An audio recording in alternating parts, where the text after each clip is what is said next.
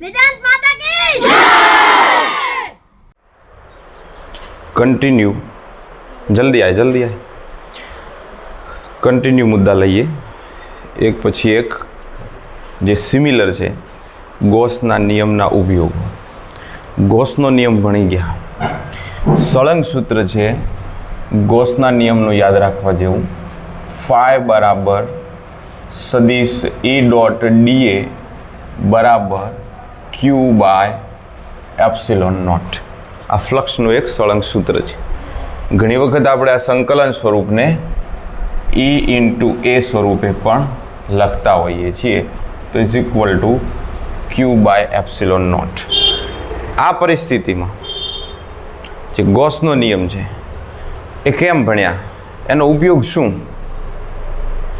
તો આપણે જ્યારે ગોસના નિયમના મહત્ત્વના ખ્યાલો ભણ્યા હતા ત્યારે એમાં જોયું હતું કે ગોસનો નિયમ છે એ સંમિત વિદ્યુતભાર વિતરણનું વિદ્યુત ક્ષેત્ર શોધવા માટે ઉપયોગી છે તો વિદ્યુત ભારો કેવી રીતે વિતરિત થયેલા હોય તો કે વિદ્યુત ભારો તો રેખીય રીતે વિતરિત થયેલા હોય પૃષ્ઠ ઉપર વિતરિત થયેલા હોય અને સમગ્ર કદમાં પણ વિતરિત થયેલા હોય માને રેખીય ઘનતા પૃષ્ઠ ઘનતા અને કદ ઘનતા આ ત્રણ રીતે વિદ્યુત ભારો વહેંચાયેલા હોય જો કોઈ સીધા સળિયા ઉપર વહેંચાયેલા હોય અને બહુ લાંબો સળિયો હોય તો એક એક વિદ્યુત ભારનો વિદ્યુત ક્ષેત્ર ના શોધી શકીએ એના માટે ગોસના નિયમનો ઉપયોગ કરવો પડે આવા ગોસના નિયમના આપણે ઉપયોગો ભણવાના છીએ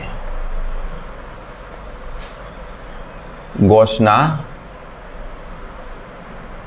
નિયમના ઉપયોગો આ ઉપયોગોમાં પહેલો ઉપયોગ બહુ ગંભીરતાથી હો બોર્ડની પરીક્ષામાં પ્રશ્નો ઉપયોગી છે અને દાખલાઓમાં પણ ક્વેશ્ચન પહેલો છે જે ઉપયોગ છે અનંત લંબાઈના પ્રશ્ન નાખો અનંત લંબાઈના સીધા વિદ્યુત ભારિત તાર વડે આ સુરેખ તાર છે આ સીધા શબ્દની જગ્યાએ સુરેખ બી લખી શકો વિદ્યુત ભારિત તાર વડે ઉદ્ભવતું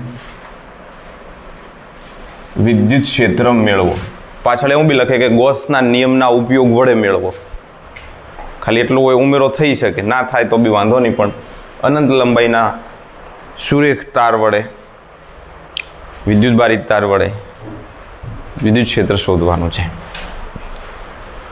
ઊંડો એક શ્વાસ લો આપણે થિયરીની શરૂઆત કરીએ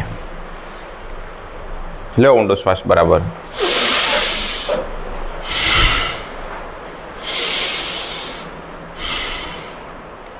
મગજને ભટકવા ના દો ભૂખ જગાડો શું ભણવાનું છે એક તાર છે એના ઉપર વિદ્યુત ભાર નિયમિત રીતે પથરાયેલો છે અને એના લીધે વિદ્યુત ક્ષેત્ર શોધવાનું છે હવે આ એક તાર હોય અને આના ઉપર વિદ્યુત ભાર પથરાયેલો છે સાઈડમાં એટલે લખો છો ઉપર જેટલી પતલો છે એટલે હવે આ વિદ્યુત ભારના કારણે વિદ્યુત ક્ષેત્ર આમ હશે આમ હશે આમ હશે આમ હશે આમ હશે આમ હશે આમ હશે આમ હશે બહાર તરફે છે ત્રિજ્યાવર્તી દિશામાં બધે હશે પણ આ બાજુમાં રહેલો જે વિદ્યુત ભાર છે એનું વિદ્યુત ક્ષેત્ર આમ હશે આમ હશે આમ હશે આ બાજુ હશે આ બાજુ હશે તો દેખો અહીંયા ક્રોસ થયું એક આમ ને એક આમ બે લાઈનનો અહીંયા ક્રોસ થયું અને ક્રોસ થયું એટલે ક્રોસના કારણે રિઝલ્ટન્ટ આમ મળ્યું એવું આના કારણે વળી ક્રોસ થશે એટલે રિઝલ્ટન્ટ આમ મળશે સાર એવો છે કે વિદ્યુત પ્રવાહ ધારિત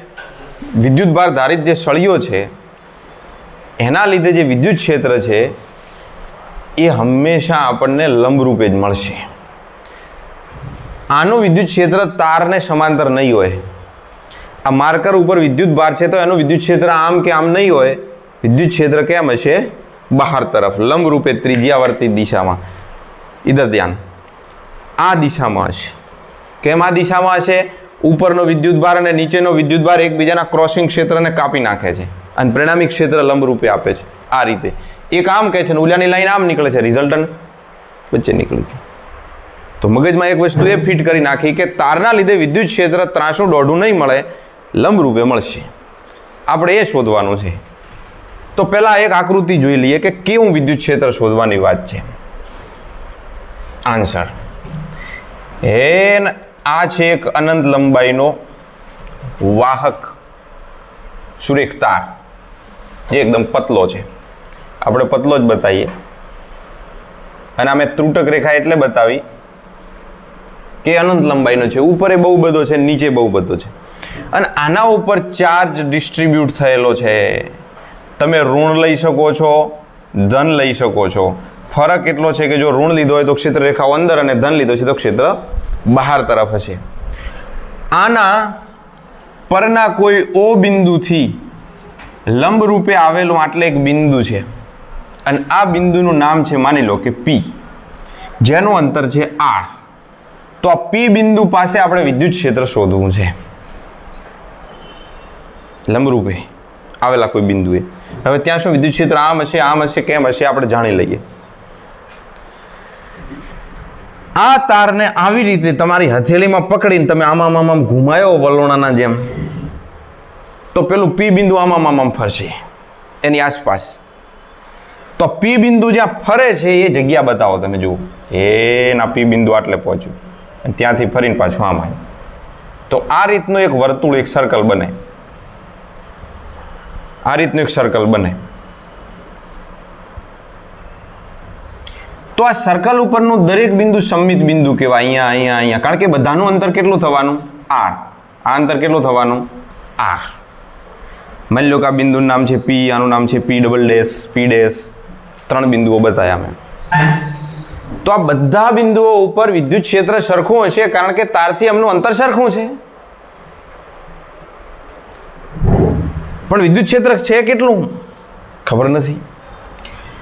આ આકૃતિ એ છે, એ આકૃતિમાં કલ્પના કરો કે અહીંયા આગળ એક નાનો ખંડ છે, અને એ નાના ખંડ પર નાનો એવો થોડોક સૂક્ષ્મ વિદ્યુતભાર છે.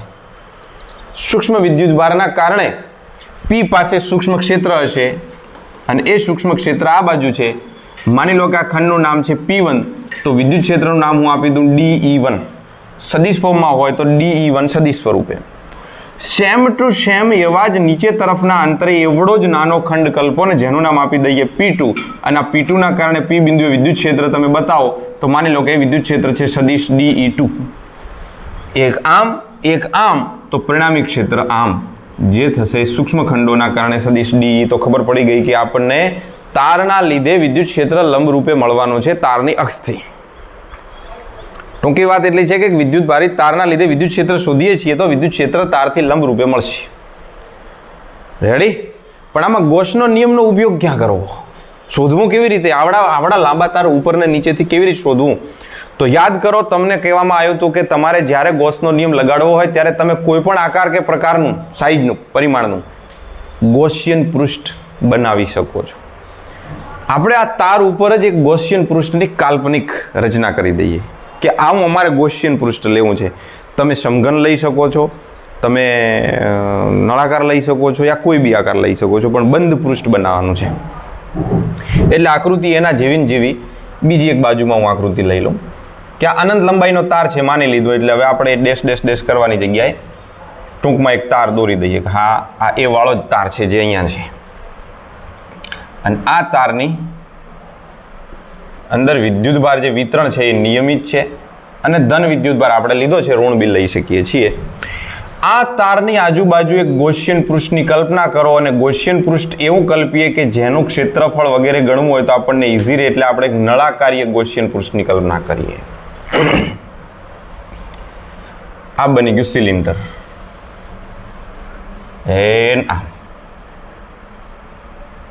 તો આ નળાકારીય ગોસિયન પૃષ્ઠ જેની લંબાઈ છે L, અને ત્રિજ્યા તો ઓલરેડી આપણે ધારેલી જ છે કે માની લો કે આ બિંદુ P છે, તો આ અંતર છે એ R ધારેલું છે. મને R ત્રિજ્યાનું અને L લંબાઈનો એક નળાકાર ધ્યાનમાં લો, અને આ નળાકાર વડે કેટલો વિદ્યુતભાર ઘેરાયેલો છે એના આધારે આપણે વિદ્યુત ક્ષેત્ર પ્રાપ્ત કરી લઈએ. બસ એ જ પરફેક્ટ સૂત્ર. આનું નામ આપી દઈએ ફિગર B. તો સાર ખબર પડી તમને? સૂત્ર કયું લાગુ પડશે? EA બરાબર Q/ε0. લેમડા જેટલી પૃષ્ઠ વિદ્યુતભાર, રેખીય વિદ્યુતભાર ઘનતાના આધારે Q, E × A એ ક્ષેત્રફળ છે જે આપણે આના પરથી લઈ લઈશું અને આપણે વિદ્યુત ક્ષેત્ર આસાનીથી શોધી લઈશું. આ સૂત્રોને ફોલો કરશું આ આકૃતિઓ માટે. થોડોક વર્ણન, અહીંયા જગ્યા નથી, અહીંયા વર્ણન કરો. વર્ણન ઉપર ધ્યાન આપો. ફિગર એ મુજબ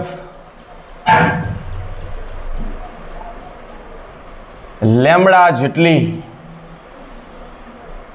નિયમિત રેખીય વિદ્યુતભાર ઘનતા ધરાવતા અનંત લંબાઈના પાતળા સુરેખ તારને ધ્યાનમાં લો.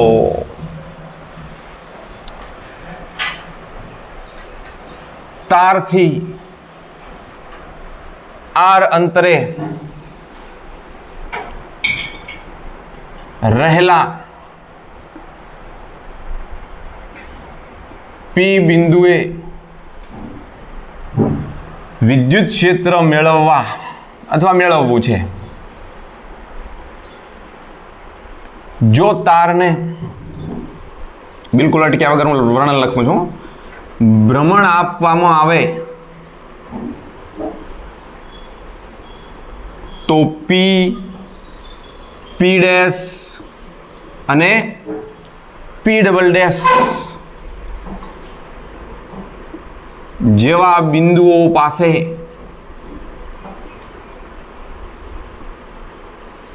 વિદ્યુત ક્ષેત્ર સમાન મળશે. અંતર સમાન છે. કેમ સમાન મળશે ખબર પડી ને? આ બિંદુનું આ બિંદુનું આ બિંદુનું અંતર સરખું છે, કારણ કે તમે તો ખાલી P ધાર્યું હતું, પણ તારને જો ભ્રમણ આપવામાં આવ્યું તો પેલું P ફરીને P' પાસે આવ્યું, P' ફરીને P" પાસે, વળી અહીંયા ગોળ ગોળ ફરશે, એટલે એટલા અંતરે તો બધી બાજુ વિદ્યુત ક્ષેત્ર સરખું છે, અંતર સરખું છે, એટલે લંબરૂપે. તો બે મુદ્દા ખબર પડી ગઈ.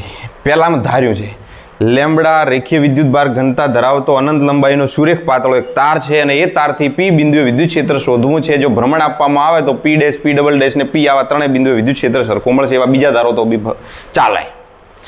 વિદ્યુત ક્ષેત્ર સરખું મળશે. એના પછી કયું સ્ટેપ આપણે લીધું કે આવા બે ખંડ લીધા અને વિદ્યુત ક્ષેત્ર મળ્યું લંબરૂપે. આ મુદ્દો ઉમેરી દઈએ. P1 અને P2 બે સૂક્ષ્મ ખંડોને લીધે અથવા વિદ્યુતભાર ખંડોને લીધે P પાસે પરિણામી ક્ષેત્ર તારને લંબ રૂપે મળે છે. આમ કોઈ પણ બિંદુએ તારથી લંબ રૂપે વિદ્યુત ક્ષેત્ર ત્રિજ્યાવર્તી દિશામાં હશે. તો દિશા બી નક્કી થઈ ગઈ પહેલેથી. ત્રિજ્યાવર્તી દિશા એટલે તમે જે ત્રિજ્યાનો સદિશ દોરો છો એની દિશા. ત્રિજ્યાવર્તી દિશા આર દોરો અને સદિશ સ્વરૂપે બતાવો. આને સદિશ સ્વરૂપે બતાવ્યો હોય તો એ આમ લખવો પડે ને, તો સદિશ આરની દિશા થાય, ત્રિજ્યાવર્તી દિશા. આ આપણે ઓ બિંદુ બતાવ્યું છે. ફિગર બી મુજબ આર ત્રિજ્યા અને એલ લંબાઈનું ગૌસિયન પૃષ્ઠ ધ્યાનમાં લો. આ પૃષ્ઠ વડે ઘેરાતો વિદ્યુત ભાર Q બરાબર કેટલો બતાવો? અરે ભાઈ અમને ખબર છે lambda is equal to Q by L. Lambda is equal to Q by L માં Q ને કરતા બનાવો તો Q બરાબર લેમ્બડા L થાય, અમને ખબર છે. તો આટલો વિદ્યુત ભાર ઘેરાય છે.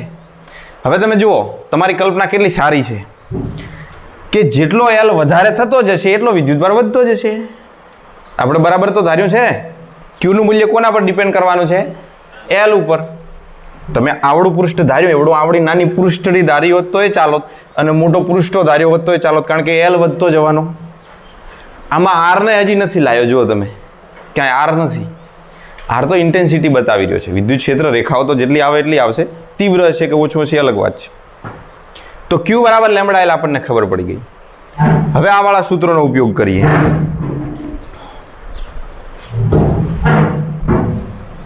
સૂત્રો મગજ મસ્ત તમને. ક્યુ બરાબર લેમ્બડા એલ છે. હવે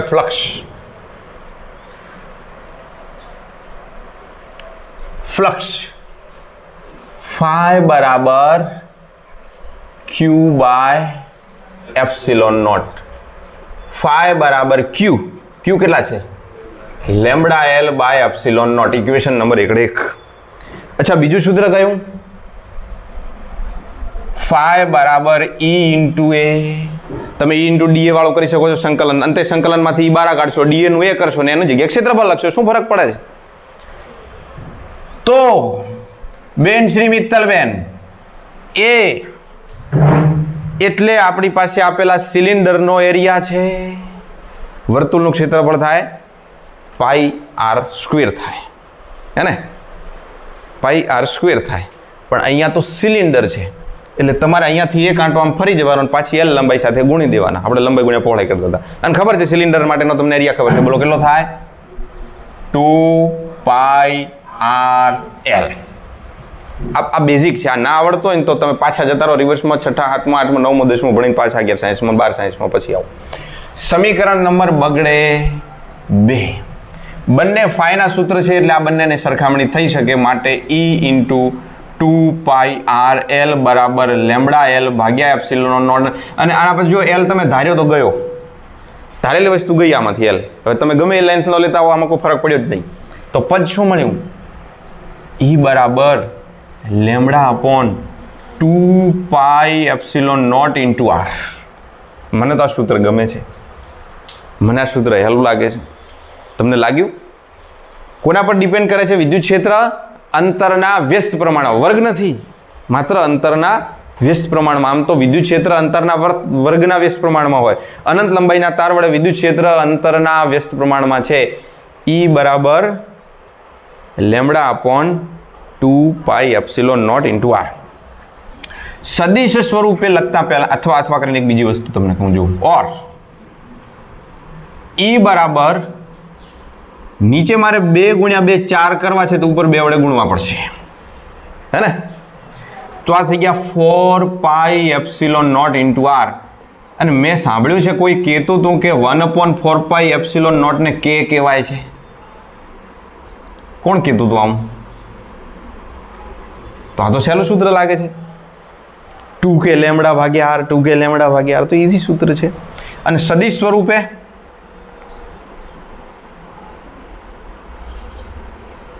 અરે ભાઈ લેમ્બડા સદિશ કે અદિશ? તો કે અદિશ. બગડો એપ્સિલોન નોટ. આર સદિશ છે નથી બતાવતા તો એન કેરેટ લખી દો. જો આર કેરેટ લખતા હોત તો કંઈક વિચારો, બાકી તો એન કેરેટ લખીને તો સદિશ ફોર્મ થઈ ગયું. છેલ્લી અને અંતિમ વાત કહી દઉં કે જો લેમ્બડા ધન તો વિદ્યુત ક્ષેત્ર કેવું? બહાર તરફ. અને જો લેમ્બડો ઋણ હોય તો વિદ્યુત ક્ષેત્ર અંદર તરફ છે. ફરી એકવાર અનંત લંબાઈનો સુરેખ તાર, એનાથી લંબ અંતરે પી બિંદુ વિદ્યુત ક્ષેત્ર શોધવું છે. એટલે આપણે 2 P1 અને P2 ખંડ લીધા. એના કારણે ક્ષેત્ર કેવો મળ્યું? ત્રિજ્યાવર્તી દિશામાં બહાર તરફ મળ્યું. પછી આપણે P જેવા બિંદુઓ P dash P double dash પાસે સમમિતિ બતાવી કે આ બધા બિંદુઓ તો સમતુલ્ય બિંદુઓ છે, ત્યાં આગળ વિદ્યુત ક્ષેત્ર સરખું મળે છે કારણ કે અંતર સરખું છે. એટલે આપણે આ આકૃતિની અંદર એક ગૌસિયન પૃષ્ઠની કલ્પના કરી આવી જેની આર ત્રિજ્યા હોય, એલ લંબાઈ હોય. અને આ ગૌસિયન પૃષ્ઠની સાથે સંકળાયેલ ફ્લક્સ શોધવા માટે પહેલું સૂત્ર લખ્યું ફાઈ બરાબર ક્યુ બાય એપ્સિલોન નોટ. ક્યુ કરતા બનાય એટલે લેમ્બડા એલ આવે કારણ કે લેમ્બડાનું સૂત્ર અહીંયા એપ્લાય કર્યું એટલે લેમ્બડા એલ ભાગ્યા એપ્સિલોન કરીને એકડે એક. ફાઈ બરાબર ઈએમ ના એમ અને એની કિંમત, કારણ કે એ તો શોધવાના છે. 2 પાઈ આર એલ સરખામણી કરી, એલ ઉડાડ્યો આપણને સૂત્ર મળી ગયું. હવે કદાચ તમારે લેમડાની કિંમત અહીંયા મૂકીને લખવું હોય તો બી અહીંયા છેદમાં એલ આવશે, બાકી ના મૂકવું ચાલે. આ મેથડ મગજમાં બેઠી તમને શું કર્યું એ બે ફ્લક્સના સૂત્રોની સરખામણી કરી ગૌસિયન પૃષ્ઠ ધાર્યું. આવીને આવી સેમ મેથડથી આપણે આગળની થિયરી ભણીએ. ઝડપથી તમે આ થિયરીને નોટ કરો.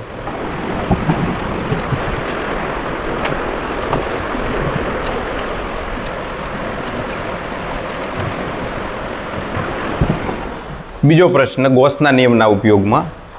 પહેલાં તમે અનંત લંબાઈનો તાર લીધો, હવે સમતલ છે, મને તમે લેમડાનો યુઝ કર્યો એમ હવે સિગ્માનો યુઝ કરવાનો છે. અને સિગ્મા પૃષ્ઠ વિદ્યુત ભાર ઘનતા છે Q/A. આનો ઉપયોગ કરવાનો, કારણ કે સમતલ છે. આ જે આપણું બોર્ડ છે એ અનંત ઊંચાઈ સુધી હોય. અહીંયા ઓલું છે કે આકાશમાં, આ પાતાળમાં, આમ ઉત્તર ને દક્ષિણ ને બધે ફેલાયેલું હોય, એનો કોઈ અંત ના હોય ને એવડું સમતલ હોય ને એ પાછું વિદ્યુત ભારિત હોય. હવે એના લીધે વિદ્યુત ક્ષેત્ર શોધવાનું હોય તો ઓલમોસ્ટ ઇમ્પોસિબલ લાગે, પણ ગૌસ કહે છે કે એ શક્ય છે. તમે માત્ર એક ગૌસિયન પૃષ્ઠની કલ્પના કરો અને ગણતરી ચાલુ કરો. તો પહેલાં આપણે અનંત સમતલ દોરી ના શકીએ, એટલે કલ્પના કરીએ કે આ અનંત સમતલ છે. માની લો કે આ એક સમતલ છે જે અનંત લંબાઈનું, અનંત પહોળાઈનું, અનંત ઊંચાઈનું છે. એટલે આ અનંત સમતલ બની ગયું. કેવું છે ને કે અનંત લંબાઈનું સમતલ છે, અનંત પહોળાઈનું છે. તો આ અનંત સમતલ છે. થોડીક એની જાડાઈ બતાવી દઈએ કે આવું છે. રેડી? આના પર વિદ્યુત ભાર પથરાયેલો છે. પહેલા જે મેં પ્લસ પ્લસ પ્લસ લખ્યા હતા એ સમજી જાઓ કે છે. હવે બધે પ્લસ પ્લસ લખવાની જરૂર નથી, પણ ધન વિદ્યુત ભારિત છે. ઋણ હોય તો અંદર, ધન હોય તો બહાર, આપણને ખબર છે. અને આના લીધે તમારે વિદ્યુત ક્ષેત્ર શોધવું છે. ક્યાં શોધવું છે? ગમે ત્યાં, પણ આપણે આ જગ્યાએ ક્યાંક શોધીએ. આ જગ્યાએ શોધવું હશે તો કેવું મળશે એ પછી તમે કલ્પના કરો. કેવી કલ્પના કરો કે અહીંયા કોઈ પ્લસ છે, એનું વિદ્યુત ક્ષેત્ર આમ છે, એની બાજુનો વિદ્યુત ક્ષેત્ર, એટલે આમ એક ક્ષેત્રરેખા, આમ એક ક્ષેત્રરેખા, આમ બંને ક્ષેત્રરેખાઓ, પછી આની ક્ષેત્રરેખા, આની ક્ષેત્રરેખા આમ બી આવી, આની ક્ષેત્રરેખા, એટલે રિઝલ્ટન્ટ ક્યાં મળવાનો? આમ જ મળવાનો. એટલે મોટા ભાગે વિદ્યુત ક્ષેત્ર છે એ એક્સ દિશામાં ધન વિદ્યુત ભરવામાં આવશે. સાઈડનું એ કટ કરશે. થોડી ધાર પાસેની એમની જે રચના છે એ વિચિત્ર હોય છે, પણ આપણે ઇગ્નોર કરીશું. એ હજી તમે એ લેવલમાં પહોંચો એટલે ઓટોમેટિક સમજી જશો, મારે કેવું નહીં પડે કે વિદ્યુત ક્ષેત્ર ખરેખર ક્યાં હોય છે. ઠીક, તો આપણે ધારી લઈએ કે આનું વિદ્યુત ક્ષેત્ર માત્ર ને માત્ર લંબરૂપે બે બાજુ જ છે. ધારવાનું નથી, હોય જ છે, પણ લંબરૂપે છે. થોડી ઘણી સાઈડની અસરો ઇગ્નોર થાય છે. અને આ દિશા છે વાય દિશા છે, આ દિશા ઝેડ દિશા છે, અને આ દિશા એક્સ દિશા છે. આ દિશા એટલે મને આ દિશા. હવે મારે એમ દોરાય નહીં, એટલે હું આ દિશાને એક્સ દિશા કરીશ. એનો અર્થ થયો કે વિદ્યુત ક્ષેત્ર માત્ર એક્સ દિશામાં છે. તમે કોઈ પણ દિશા લઈ શકો છો. આપણે ધારી લઈએ ગણતરીને સરળ બનાવવા માટે. અને એમાં એક ગૌસિયન પૃષ્ઠની કલ્પના કરીએ. તમે ચાહો તો વર્તુળાકાર લઈ શકો છો, તમે ચાહો તો લંબઘન લઈ શકો છો, તમે જેવું ચાહો એવું લઈ લો. મેં આવું ધાર્યું એક બોક્સ, જોઈ લો.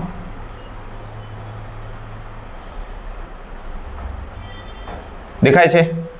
એક બોક્સ ધારી લીધું એટલા વિસ્તારનું. આ જે બોક્સ ધાર્યું છે,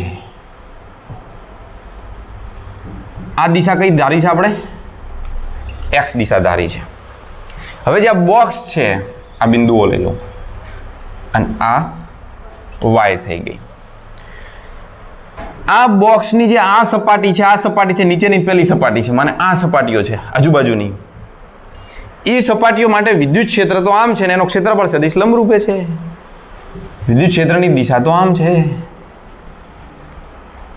તો આ બધી સપાટીઓ માટે ઈ અને એ ક્ષેત્રફળ સદિશ અને વિદ્યુત ક્ષેત્ર લંબરૂપે હોવાથી વિદ્યુત ક્ષેત્રના કારણે કોઈ ફ્લક્સ મળવાનું નથી. ત્યાં ફ્લક્સ શૂન્ય છે. માત્ર આ આડછેદ જે આ સપાટી છે કે જેનું ક્ષેત્રફળ તમે એ જેટલું ધાર્યું છે એના લીધે જ ફ્લક્સ પ્રાપ્ત થાય છે. એમાંથી જ ક્ષેત્રરેખાઓ પસાર થાય છે. સેમ ટુ સેમ આવું બોક્સ પાછળના ભાગમાં બીતો હશે. જે તમે આ બોક્સ ધાર્યું છે એવું બોક્સ આ બાજુ બીતો હશે. હે, આ બાજુ બી તો ધારી શકાય. સમજાય છે મારી વાત? કેમ થયું?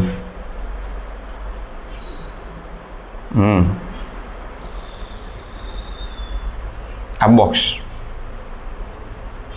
વધારાની લીટીઓ છે ને એટલે તો આટલો ભાગ જે પાછળ તરફ છે એટલા જ અંતરે છે એનું ક્ષેત્રફળ એ છે અને ત્યાં આગળ વિદ્યુત ક્ષેત્ર આ દિશામાં હોવાનું સદિશ ઈ, કારણ કે આ બાજુ ધનભારો છે આ તરફ ક્ષેત્ર, આ વાળા ધનભારો આ તરફ ક્ષેત્ર, હે ને આ મારી હથેળી છે આ તરફના આ ધનભાર આના પર છે એટલે ક્ષેત્રરેખાઓને આમ બે બાજુ જઈ રહી છે તો આ બાજુના ને આ તરફ આ બાજુના આ તરફ ઈ અને એક જ દિશામાં. ટૂંકમાં આ બાજુ ને આ બાજુનું ફ્લક્સ સરખું છે, અહીંયા ક્યાંય ફ્લક્સ નથી, આ બાજુ કોઈ ફ્લક્સ નથી. તમે આની આકૃતિમાં હું બી કરી શકતા હતા. આ અનંત સમતલ ઉપર આવો એક સિલિન્ડર કલ્પી શકતા હતા લ્યો અને કહી દો કે આનું ક્ષેત્રફળ એ છે તો બી તો ચાલે. એવું તમારે આ લંબઘન દોરતા ના ફાવતું હોય થોડું અઘરું પડતું હોય તો તમારે આવું સિલિન્ડર બતાવી દેવાનું કે અમે આ જે સિલિન્ડર બતાવ્યું છે થોડું હરખી દોરજો, મારા જેમ રમણ ભમણ ના કરતા, કે જે આ ભાગ છે એનું ક્ષેત્રફળ એ છે અને બાકીની જે આ વર્તુળ સપાટી છે એના સાથે તો કોઈ ફ્લક્સ સંકળાવાનો નથી કારણ કે ક્ષેત્રફળ સદિશ અને વિદ્યુત ક્ષેત્ર લંબ રૂપે છે. ચાલો આકૃતિ મુજબ સિગ્મા જેટલી પૃષ્ઠ વિદ્યુત ભાર ઘનતા ધરાવતા અનંત સમતલને ધ્યાનમાં લો.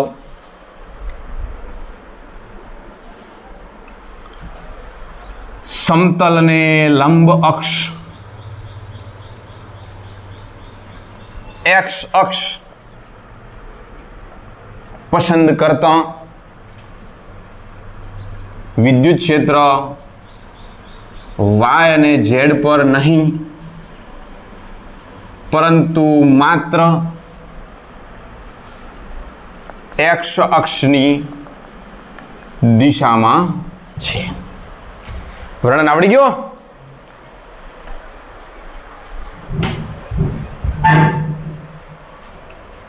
આકૃતિ મુજબ આને કેવું કહેવાય? લંબઘન કહેવાય ને. એક લંબઘન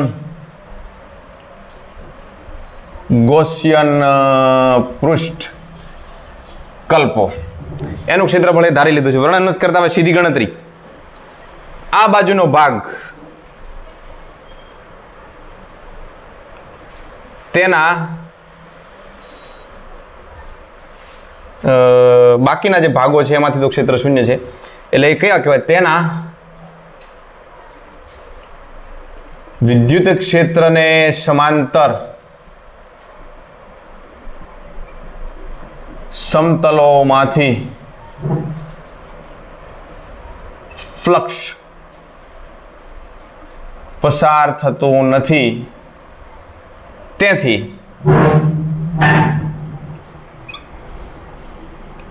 એ આડછેદનું ફ્લક્સ φ1 બરાબર φ is equal to EA cos 0 અને cos 0 1 કારણ કે ક્ષેત્રફળ સદિશ આમ છે, વિદ્યુત ક્ષેત્ર એમ છે. તે રીતે પાછળ તરફ φ2 બરાબર બી કેટલા થશે? EA. તમે એમ ના કહેશો કે આ માઇનસ થશે, ના, ક્ષેત્રફળ સદિશ ને વિદ્યુત ક્ષેત્ર એક જ દિશામાં છે, ભલે x ઋણ હોય છે તો એક જ દિશામાં. તો EA માટે કુલ ફ્લક્સ φ1 વત્તા φ2 બરાબર EA વત્તા EA માટે φ બરાબર 2EA. અચ્છા, બીજું સૂત્ર કયું છે φ નું? φ બરાબર Q upon એપ્સિલોન નોટ. અચ્છા, Q કેટલા? સિગ્મા બરાબર Q બાય A. આના પરથી φ બરાબર sigma A upon epsilon not. સમીકરણ 1 અને 2 ની સરખામણી કરો. 2EA બરાબર sigma A upon epsilon nought. ક્ષેત્રફળની અહીંયા કોઈ જરૂર નથી માટે E બરાબર સિગ્મા અપોન 2 એપ્સિલોન નોટ. ક્યાંય અંતર ઉપર આધાર નથી, ક્યાંય ક્ષેત્રફળ ઉપર આધાર નથી, માત્ર ને માત્ર આધાર છે તો કોના પર આધાર છે? પૃષ્ઠ વિદ્યુત ભાર ઘનતા ઉપર આધાર છે. સદિશ સ્વરૂપે તમારે લખવું હોય તો sigma upon 2 epsilon not into n caret. અચ્છા મને કહો સિગ્મા ગ્રેટર ધેન 0 તો બહાર અને સિગ્મા લેસ ધેન 0 તો અંદર તરફ સદિશ ઈ હોય છે. ઈ એક્સ ટી આર એ સાથ મેં શીખ લો. હેન આ છે ધનભારિત પ્લેટ તો આ બાજુ વિદ્યુત ક્ષેત્ર છે સિગ્મા અપોન 2 એપ્સિલોન નોટ. આ તરફ વિદ્યુત ક્ષેત્ર છે sigma upon 2 epsilon not. Ready. આ છે ઋણ ભારિત પ્લેટ એનું વિદ્યુત ક્ષેત્ર કેટલું હશે અને કઈ તરફ હશે? આ તરફ હશે minus sigma upon 2 epsilon not. Minus sigma upon 2 epsilon not કારણ કે ઋણ છે એટલે માઇનસ હોય ને. પણ માની લો કે આ એ ધન છે તો આ ધન પ્લેટ છે આ ધન પ્લેટ છે. अब बताओ क्या होगा? धन प्लेट બહાર તરફ sigma upon 2 epsilon not. Sigma upon 2 epsilon not.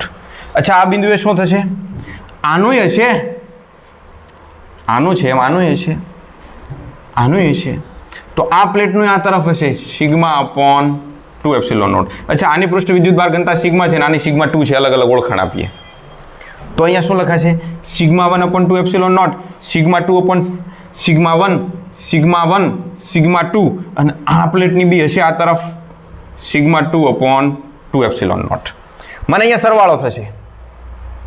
આ ભાગમાં ટોટલ વિદ્યુત ક્ષેત્ર થશે E1 બરાબર સિગ્મા 1 વત્તા સિગ્મા 2 અપોન 2 એપ્સિલોન નોટ. અહીંયા વિદ્યુત ક્ષેત્ર થશે E2 बराबर सिग्मा 1 वत्ता सिग्मा 2 अपॉन 2 एप्सिलॉन नॉट. यहाँ क्या होगा? E डैश बराबर sigma 1 minus sigma 2 upon 2 epsilon not. क्यारे शरत है कि जो सिग्मा 1 करता सिग्मा 2 नाना हशे त्यारे जो सिग्मा 2 मोटा हो तो सिग्मा 2 माइनस सिग्मा 1 थात. अने सांभळो जो बंने सरखा होय तो सिग्मा 1 અને સિગ્મા 2 નો સરવાળો થઈને 2 સિગ્મા થાત. 2 સિગ્મા ભાગ્યા 2 epsilon not 2 2d sigma by epsilon not વચ્ચેના ભાગમાં દિશાનું બટાકું શૂન્ય મળો. તો આટલી વસ્તુ મગજમાં રાખવી પડશે. ઠપકારો.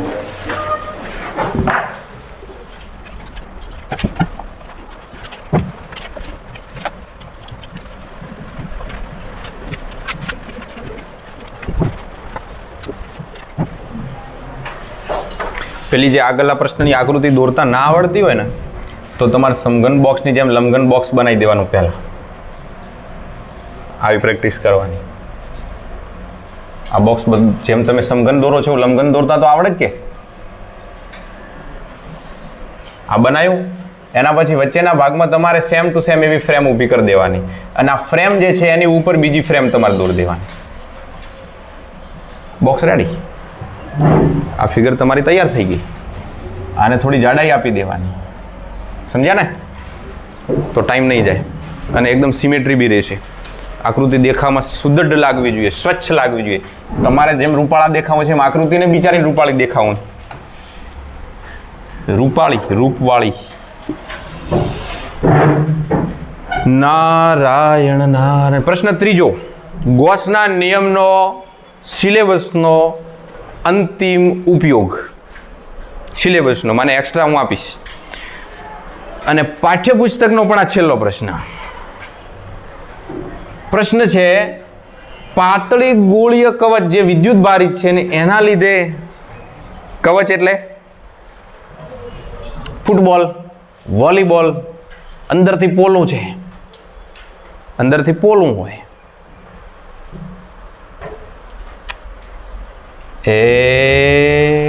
આમ આ કવચ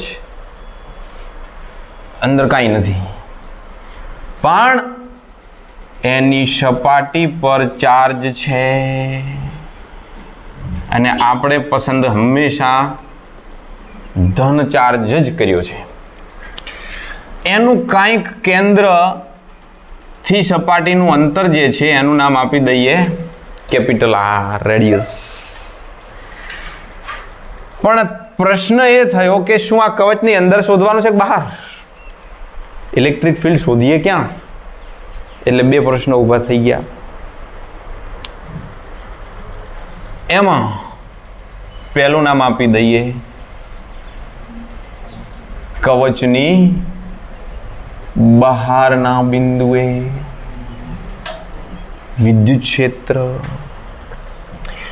કલ્પના કરો કે આ કવચના કેન્દ્રથી સ્મોલ આર જેટલા અંતરે રહેલું જે પેલું પી બિંદુ છે ત્યાં આગળ તમારે વિદ્યુત ક્ષેત્ર શોધવું છે. આથી આ પી ને સમાવતું તમારે કલ્પના જ કરવાની રહી ને. હવે તો શું બનાવવાનું છે? તો કે ગૌસિયન પૃષ્ઠ કલ્પી લો. આવું ત્રુટક રેખા વડે તમારે ગૌસિયન પૃષ્ઠ દોરી દેવાનું. સડસડાટ ખટા. આ જે ગૌસિયન પૃષ્ઠ છે એની ત્રિજ્યા ખબર છે, એની અંદર રહેલો વીજભાર ધારવાનો રહ્યો. મેથડ સેમ રહેશે. હવે આ ત્રીજી છે આ થિયરી સેમ મેથડ રહેશે. ફાઈ બરાબર ઈ એ બરાબર ક્યુ બાય એપ્સિલોન નોટ વાળો સેમ મેથડ રહેશે. અચ્છા, મને અહીંયા બતાવો કે અહીંયા સિગ્મા આવશે, આના માટે પૃષ્ઠ વિદ્યુતભાર ઘનતા આવશે, કદ વિદ્યુતભાર ઘનતા આવશે કે પછી રેખીય વિદ્યુતભાર ઘનતા આવશે? શું આવશે? કઈ આવશે વિચારો? સિગ્મો આવશે, લેમડો આવશે કે પેલો રો આવશે? ફિગર મુજબ નિયમિત વિદ્યુત ભારિત આર ત્રિજ્યાની કવચની બહારના પી બિંદુએ, મારા જેટલો વર્ણનમાં શોર્ટ કદાચ કોઈ કંજૂસ હશે, કારણ કે હું તો પહેલેથી આળસુ તો લેશન કરવાનો. ઇંગ્લિશના સાહેબે સ્પેલિંગ લખવા અમારે આપે એટલે પછી અહીંયા ચાર્ટ લગાવેલો હોય કે ચલો રોજ 5 સ્પેલિંગ પાકા કરવાના અને એક સ્પેલિંગ 10 વખત લખવો, 5 વખત. સાહેબોને ખબર ને સ્પેલિંગ ગુસ્સે થાય એટલે 10 વખત લખી લાવજે. સાહેબ પણ 15 વખત એટલે ઓલો પછી ચૂપ થઈ જાય, નહીં તો હમણાં 20 વખત થઈ જશે, કારણ કે દોઢું બમણું થવા માટે. એટલે સ્પેલિંગ એને પછી સ્પેલિંગ આપણે લખીએ કેમ? APPLE, પણ ત્યાં કેમ લખાય? APPPPP. આવું જ કરતા ને? યાદ ના રહે, સ્પેલિંગ યાદ ના રહે, માત્ર ગધા મજૂરી થાય, વેસ્ટ કરી તમે. અને અમે આવી વેસ્ટ કરતા અને આનું આ કરતા, એટલે ખબર છે કે તમે એનું એ કરતા હશો. તો ટ્રીક ગલત છે, યા પછી આપણે ગલત હતા, કંઈક તો ખોટું થયું છે ત્યાં. એટલે સાહેબ કે ચાલ મારા ઉપર એવડો વિશ્વાસ છે એટલે રણજીત તું આ વાળી લાઈન આખી ચેક કરી નાખ, સ્પેલિંગ કેટલા લખીને લાયા છે, હું આ બાજુથી ચેક કરું. હવે સાહેબને ખબર નહીં, ખુદ અમે જ લખીને નથી આવ્યા. પાછું મને પૂછ્યું તું તો લખીને આવ્યો છે, અને હું તો ધ્રુજતા થઈ કીધું આ સાહેબ એવો હું જૂઠ બોલ્યો, પકડાયો નહીં, પણ અત્યારે હું મારું પાપ પ્રકાશું કે મેં તો નહોતા લખ્યા સ્પેલિંગ એ દિવસે. અને મને એવું થતું કે મને સ્પેલિંગ યાદ છે તો હું લખું શું કામ, પણ મારી વાત ખોટી હતી. લખવાની પ્રેક્ટિસ હોવી જોઈએ, સ્પીડ વધે. હું ખોટો હતો એટલે તમને કહું છું કે તમે આવા ધંધા ના કરતા. બહારના પી બિંદુએ વિદ્યુત ક્ષેત્ર શોધવા માટે આર ત્રિજ્યાનું ગૌસિયન પૃષ્ઠ કલ્પો.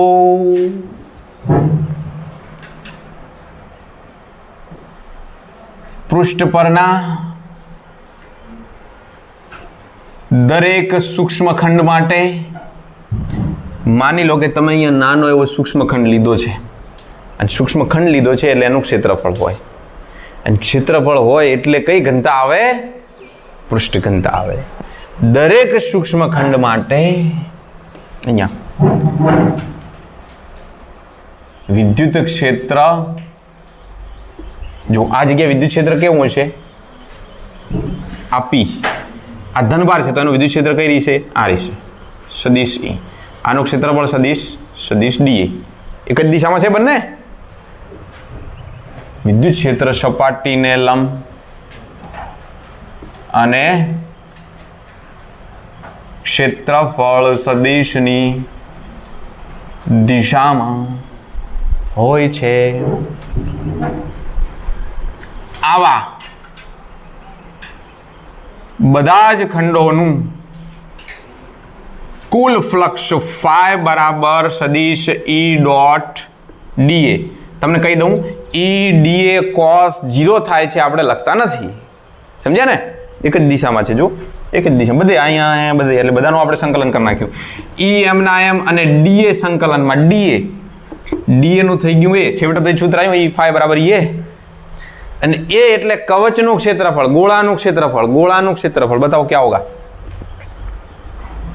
ગોળાનું ક્ષેત્રફળ શું 4 pi r². સમીકરણ 1 હવે બીજું સૂત્ર છે phi બરાબર q બાય એપ્સિલોન નોટ અને સિગ્મા બરાબર ડાયરેક્ટ બોલો q બાય a. તો અહીંયા આવશે સિગ્મા ઇન્ટુ a ભાગ્યા એપ્સિલોન નોટ. આ સૂત્ર આવ્યું phi નું. સમીકરણ 1 અને 2 સરખાવતા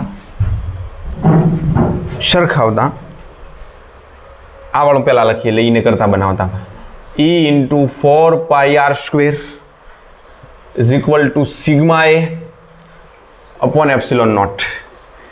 આ એ અલગ છે અને આ એ અલગ છે કારણ કે વિદ્યુત ભાર તો કવચ ઉપર છે આ વાળી કવચ ઉપર તો કવચનું ક્ષેત્રફળ તો અલગ છે કારણ કે કવચની ત્રિજ્યા તો કેપિટલ R છે અને પેલો આ ગૌસીયન પૃષ્ઠનું ક્ષેત્રફળ અલગ છે એટલે આ a ડેશ છે અને a ડેશ હોવાથી જ્યાં a ડેશ છે a ડેશ હોવાથી sigma into 4 pi capital R² by epsilon not. સમીકરણ 2 એટલે ડબલ જગ્યાએ કિંમત મૂકવાની જગ્યાએ સીધી મૂકી દઈએ 4 પાઈ capital R². 4 pi capital R². ये गया माटे E is equal to sigma R² upon epsilon not into R². क्या हुआ विद्युत क्षेत्र अंतरना वर्गना व्यस्त प्रमाण में है तो आ सूत्र वेलिड सूत्र मळी गयुं आपणे. समीकरण 3 आपणे जोईतुं ते सूत्र मळी गयुं. पण तमने इच्छा थई કે તમારે સિગ્મા બરાબર q બાય 4 પાઈ r² મૂકવા છે q અપોન સિગ્માની કિંમત તો આ છે ને q બાય a ડેશ અને a ડેશનો મતલબ કોનું ક્ષેત્રફળ થયું કવચનું. તો કવચનું ક્ષેત્રફળ તમારી ઈચ્છા છે કે મૂકવું છે તો સિગ્મા બરાબર q બાય a ડેશ અને a ડેશની કિંમત કેટલી છે 4 પાઈ r² મૂકવા હોય તો જોજો એક મજાનું સૂત્ર તમારી સામે ઉપસ્થિત થઈ રહ્યું છે. તમારી આંગળીઓ દાંતો નીચે તમે ચબાવતા રહી જાઓ એવું. મેં કોની કિંમત મૂકી સિગ્માની q બાય 4 પાઈ આ એપ્સિલોનને છેલ્લે લખું એટલે તમને લાગે કે અચ્છા કિંમત તો ભેગી જ મૂકી છે. કોણ ઉડ્યું r² ઉડી ગયા તો સૂત્ર શું બન્યું 1/4 pi epsilon not q by r² એટલે કે q બાય r². આ તો આપણું सूत्र છે ये तो अपने वाला है कोई पराया नहीं. कर लो जगत में प्यार सभी से कोई नहीं पराया है. बस छेल्ले पेली बात लखी दईए आम केरी मैंगो कवचनी बहारना बिंदुए विद्युत क्षेत्र ए बधो ज विद्युत भार कवचना केंद्र पर केंद्रित होय तेना जेवा विद्युत क्षेत्र जेवुं छे. जग्या नथी छतां मारी इच्छा छे हूँ कही दूँ कि जो आ सिग्मा धन होय तो विद्युत क्षेत्र बहार तरफ अने सिग्मा ऋण होय तो विद्युत क्षेत्र अंदर तरफ होय छे. प्रश्न 3 नो ए पत्यो छे તમે લખી લો જગ્યા કરો એટલે હું બી ચલાવું.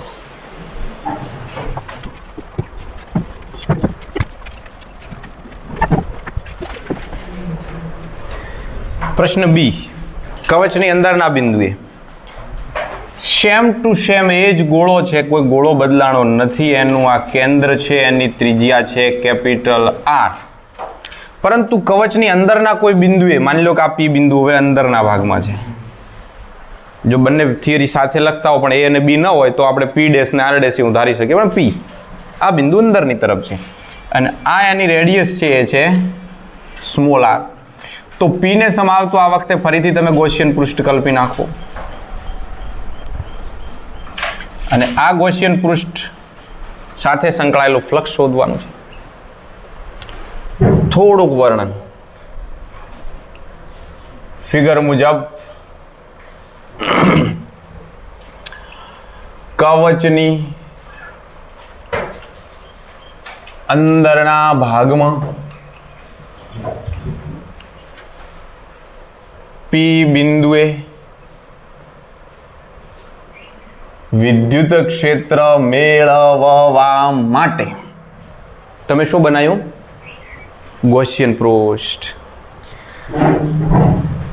હવે મજાની વાત એ છે કે વિદ્યુત ભાર તો ગૌસિયન પૃષ્ઠની બહાર છે, અંદર તો વિદ્યુત ભાર છે નહીં. અને અંદર વિદ્યુત ભાર નથી તો phi બરાબર Q બાય એપ્સિલોન નોટમાં Q લાવશો ક્યાંથી? 0. ક્યાં છે વિદ્યુત ભાર? છે આની અંદર. હે આ ગૌસિયન પૃષ્ઠ વડે ઘેરાતો કુલ વિદ્યુત ભાર કેટલો છે? જ નહીં.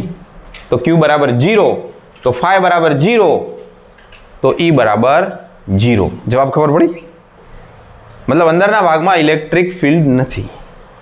સપાટી ઉપર ચાર્જ હોવા છતાં અંદરના ભાગમાં વિદ્યુત ક્ષેત્ર નથી. આ ગજબનું ફિઝિક્સ છે. તમને નવાઈ લાગવી જોઈએ. ના ખબર પડતી તો હે હા આવું બધું આવું કરો, ખોટું રિએક્શન આવવાનું, તો પછી ફીલ આવવા મળશે. હા કોણ મને સમજાય તો છે. વિદ્યુત ક્ષેત્ર મેળવવા માટે P ને સમાવતું R ત્રિજ્યાનું ગૌસિયન પૃષ્ઠ લો.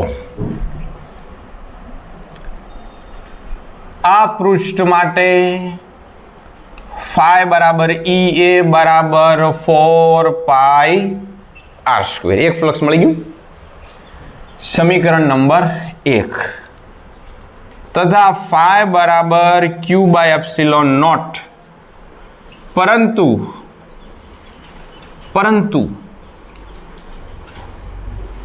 પૃષ્ઠની અંદર વિદ્યુત ભાર ન હોવાથી પેલો Q કેટલો થાય છે? 0 થશે. માટે phi બરાબર Q બાય એપ્સિલોન નોટમાં 0 ભાગ્યા એપ્સિલોન નોટ એટલે 0. સમીકરણ 1 અને 2 પરથી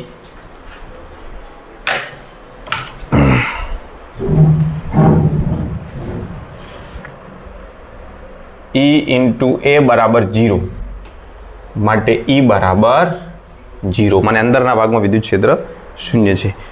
આમ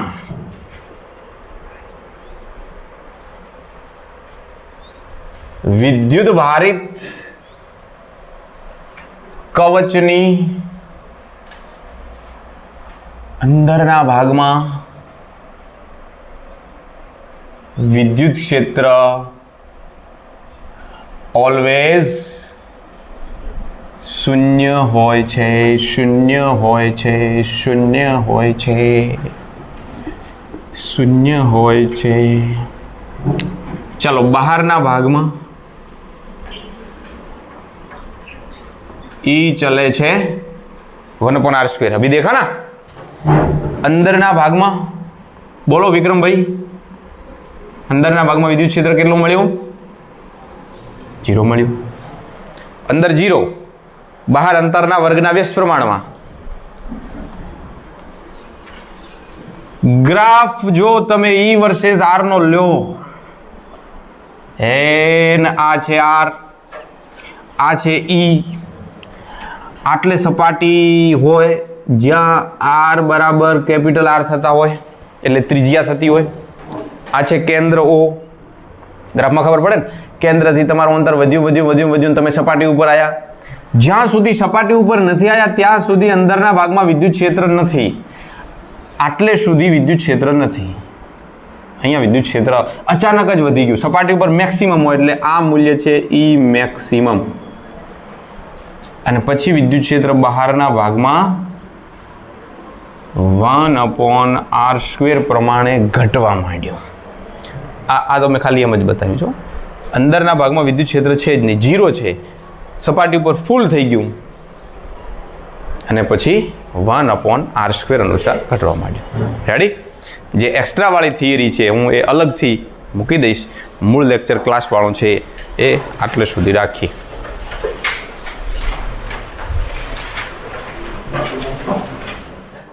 છેલ્લો પ્રશ્ન પણ એક્સ્ટ્રામાં જે બોર્ડની પરીક્ષામાં પૂછાતો નથી, જૂના અભ્યાસક્રમમાં બોર્ડની પરીક્ષામાં હતો. પ્રશ્ન છે, સમાન વિદ્યુત ભાર ઘનતા ધરાવતા ગોળા વડે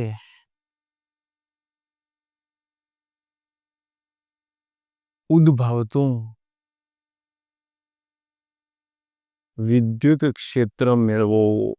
ગોસના નિયમ વડે મેળવવાનું છે. એનો જવાબ,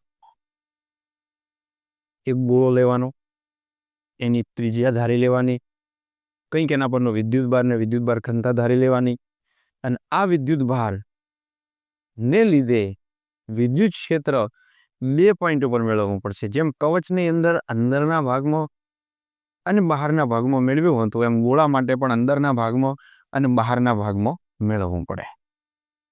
હેડો મેળવી. 2 ભાગમાં મેળવશું. શું પડ્યું આ ઉપરથી? કંઈક એના ગોળો બહારના ભાગમાં મેળવવાનો છે, એટલે થોડી જગ્યા રાખીએ, કારણ કે ત્યાં બી એક પૃષ્ઠ કલપવું પડશે. એટલે આ એક ગોળો, ગોળાની ત્રિજ્યા છે r, પણ ગોળાની આ વખતે અંદરના ભાગમાં યુનિફોર્મ ચાર્જ છે. નિયમિત વિદ્યુત ભાર વિતરિત થયેલો છે. આ કોઈ કવચ નથી કે માત્ર એની સપાટી પર હોય. નિયમિત રૂપે બધે જ વિદ્યુત ભાર છે. આ ગોળાનું કેન્દ્ર છે. તો પહેલો કેસ લઈ લઈએ, કારણ કે હવે આ થિયરી તમારે કંઈ બોર્ડમાં લખવાની નથી, એટલે એનું વર્ણન આપણે નહીં, માત્ર મેથેમેટિક્સ ઉપર ધ્યાન આપીએ. તો પહેલો કેસ લઈ લઈએ, નંબર A. ગોળાની બહારના બિંદુએ, આ જગ્યાએ કોઈ બહારનો બિંદુ છે જેનું નામ છે P, અને કેન્દ્રથી આ અંતર છે એ માની લો કે છે સ્મોલ r અંતર. તો P ને સમાવતો એક કાલ્પનિક ગાઉસિયન પૃષ્ઠ ધ્યાનમાં લો. આ જે ગાઉસિયન પૃષ્ઠ છે એના આધારે જ આપણે કવચ માટે વિદ્યુત ક્ષેત્ર મેળવ્યો હતો, અને એના આધારે જ આ ગોળા માટે પણ વિદ્યુત ક્ષેત્ર પ્રાપ્ત કરીશું. વિદ્યુત ભાર મેળવવાનો, એની અંદર કેટલો વિદ્યુત ભાર છે એની સેમ મેથડ લગાડશું. આ વર્તુળ છે ને એ બહુ દોઢું હોય છે. એનું નામ વર્તુળ છે, પણ દોરવામાં દોઢું સડસડાટ દોર દેવાનું, જેવું દોરાયું. તો આની અંદરના ભાગમાં વિદ્યુત ભાર કેટલો છે? પહેલા તો આ ગોળાનો વિદ્યુત ભાર કેટલો? મૂળ વિદ્યુત ભાર છે, વિદ્યુત ભાર ઘનતા છે ρ. તો ρ બરાબર Q/V, માટે Q બરાબર ρV. V એટલે કદ ગોળાનું 4/3πr નો ઘન. તો આ ઇક્વેશન એકની જરૂર પડશે તો મદદ લેશું. આ ગોળા ઉપરનો આનો કુલ વીજભાર છે, આટલા કદ દીઠ વિદ્યુત ભાર ઘનતા ρ છે. બહારના બિંદુએ વિદ્યુત ક્ષેત્ર શોધવા માટે ગૌસિયન પૃષ્ઠ લીધું, અને પૃષ્ઠની અંદરનો વિદ્યુત ભાર, તો આ પૃષ્ઠની અંદર વિદ્યુત ભાર કેટલો છે જેટલો ગોળા પર છે? તો phi બરાબર Q/ε0. ઇક્વેશન 2. અને બીજું સૂત્ર phi નું કયું છે? phi બરાબર EA અને EM ના એમ, અને આ કવચનું ક્ષેત્રફળ 4πr². સમીકરણ નંબર 3. આ બંનેની સરખામણી કરો, બંનેની સરખામણી કરો કરો કરો કરો 4πr² is equal two Q/ε0. અને મજાનું સૂત્ર મળી ગયું આપણને. આ જો 4πε0 ને ભેગા લખો તો 1/4πε0 Q/r². આ તો KQ/r² સૂત્ર છે. KQ/r². આર સ્ક્વેર સૂત્ર છે. મને આ આખા ગોળાના કેન્દ્ર ઉપર એક વીજભાર હોય ક્યુ નામનો અને એના કારણે વિદ્યુત ક્ષેત્ર શોધતા હોય એના જેવો વિદ્યુત ક્ષેત્ર મળે છે. સેમ કવચવાળો કિસ્સો યાદ આવી ગયો ને આગળનો પ્રશ્ન. કવચના બહારના બિંદુએ બી તો આવો પ્રશ્ન મળતો હતો. કોઈ વિદ્યાર્થીની ઈચ્છા છે કે ક્યુની આ વાળી કિંમત મૂકીને ગણે તો ગણી શકે છે. આને કહી દઈએ સમીકરણ 4. રો ના પદમાં જવાબ જોઈએ છે તો સમીકરણ 1 મૂકો તો ઈ બરાબર આ કે વાળા પદની જગ્યાએ આ વાળો પદ રાખીએ કારણ કે અહીંયા 4 પાઈ છે ને તો ઉડાડવામાં સારું રહે. 4 pi epsilon not q by r square. હવે તમે જુઓ ક્યુની કિંમત મૂકવાની છે.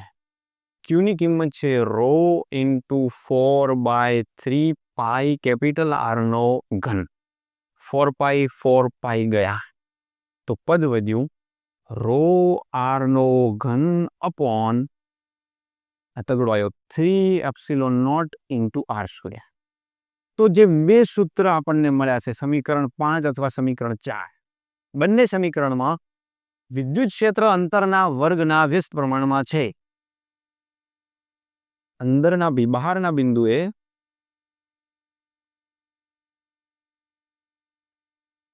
ઈ ચલે છે આર સ્ક્વેર. આ તો ફિક્સ છે. આ અંતર નથી, આ તો ફિક્સ છે. ત્રિજ્યા છે. ગોળો જેવડો તમે લેવાનો તો લઈ લીધો. કે વચ્ચેથી ગોળો નાનો મોટો નહીં કરો તમે. રો ફિક્સ છે, એપ્સિલોન નોટ ફિક્સ છે, 3 ફિક્સ છે, 3 છે. તો બહારના બિંદુએ વિદ્યુત ક્ષેત્ર અંતરના વર્ગના વ્યસ્ત પ્રમાણમાં છે. તો પહેલો કેસ બહારના બિંદુનો. બીજો કેસ નંબર બી અંદરના બિંદુએ અંદરની વાત છે. અંદરની વાત છે. શું કરશો? આમાં ક્યાંક અંદર બિંદુ ધારો અને અંદરના ભાગમાં એક ગૌસિયન પૃષ્ઠની કલ્પના કરો. આ આર ત્રિજ્યા છે, આ કેન્દ્ર છે. તો જુઓ અંદરના ભાગમાં એક ગૌસિયન પૃષ્ઠની કલ્પના કરી ગઈ. સરસ મજાનું આ ગૌસિયન પૃષ્ઠ દેખાય છે અંદરના ભાગ. એ ગૌસિયન પૃષ્ઠ ઉપરનો કોઈ બિંદુ માની લો કે અહીંયા પકડો પી ડેશ. આટલી ત્રિજ્યા ધારો કે આર ડેશ છે. તો હવે દેખો પહેલા ક્યુ આખો વિદ્યુત ભાર સંકળાતો હતો બહારના પૃષ્ઠના કારણે. પૃષ્ઠ થઈ ગયું નાનું તો વિદ્યુત ભાર પણ એના વડે સંકળાશે નાનો. આટલો વિદ્યુત નહીં, હવે ઘટી ગયો, કમ હો ગયા. અંદરના બિંદુએ વિદ્યુત ક્ષેત્ર મેળવવા માટે ફાઈ બરાબર ક્યુ બાય એપ્સિલોન નોટમાં ક્યુ ડેશ લખવો પડશે. અને ક્યુ ડેશ બરાબર કેટલા? ક્યુ બરાબર રો વી હોય તો ક્યુ ડેશ બરાબર રો વી ડેશ થાય. કારણ કે કદ ઘટી ગયું છે. હા, કદ ઘટી ગયું છે. કેટલું થયું છે? 4/3 પાઈ આર નો ઘન, એમાં આર ડેશ છે.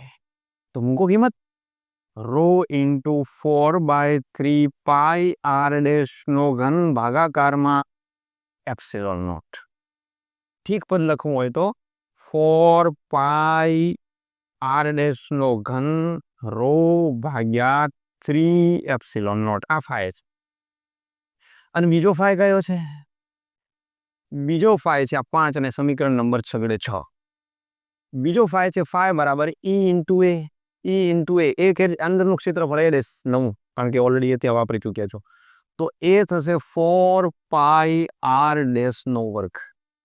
સમીકરણ નંબર 7 6 અને 7 પરથી ઈ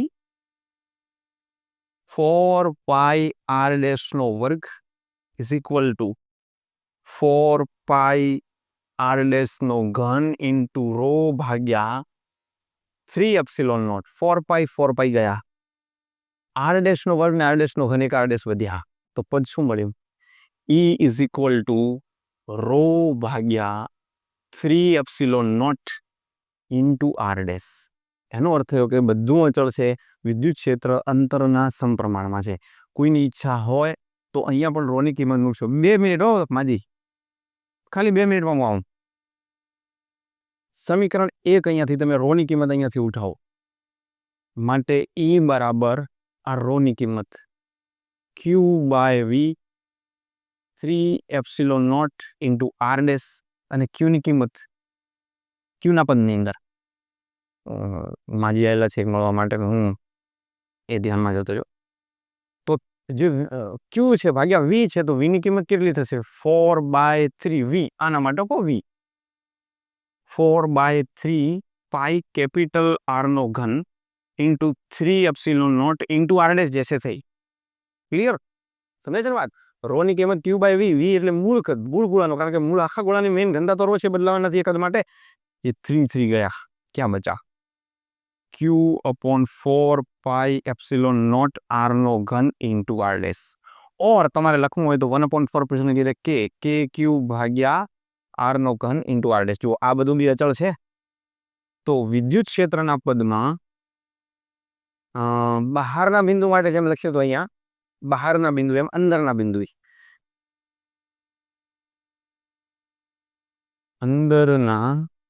બિંદુ વિદ્યુત ક્ષેત્ર ઈ ચલે છે આર ડેશ, માને અંતરના સમપ્રમાણમાં છે. અહીંયા અંતરના વર્ગના વ્યસ્ત પ્રમાણમાં.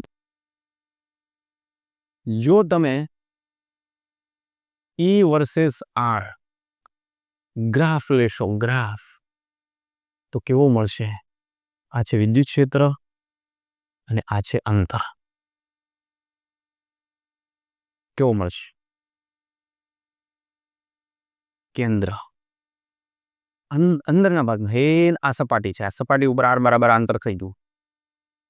મને આ સપાટી ઉપર વિદ્યુત ક્ષેત્ર મેક્સિમમ હોય. અંતર સાથે વધે વધે વધે વધે વધે વધે, કારણ કે ઈ ચલે છે આર છે અંદરના બિંદુએ. બહારના બિંદુએ અંતર સાથે ઘટે ઘટે ઘટે ઘટે ઘટે, એટલે કે ઈ ચલે છે 1/r² છે. આ કઈ જગ્યા છે? Which point is this? Maximum. સપાટી ઉપર ઈ મેક્સિમમ છે. ઈ મેક્સિમમ છે. રેડી? તો ગોસના નિયમના બધા ઉપયોગો આપણે પૂરતા જોઈ લીધા છે. તમને ખ્યાલ આવ્યો હશે. મળીએ નવા ટોપિક સાથે. કૃષ્ણ કનૈયા લાલ કી જય. જય બોલાવનારે કોઈ નથી, એકલો બોલાવું છું.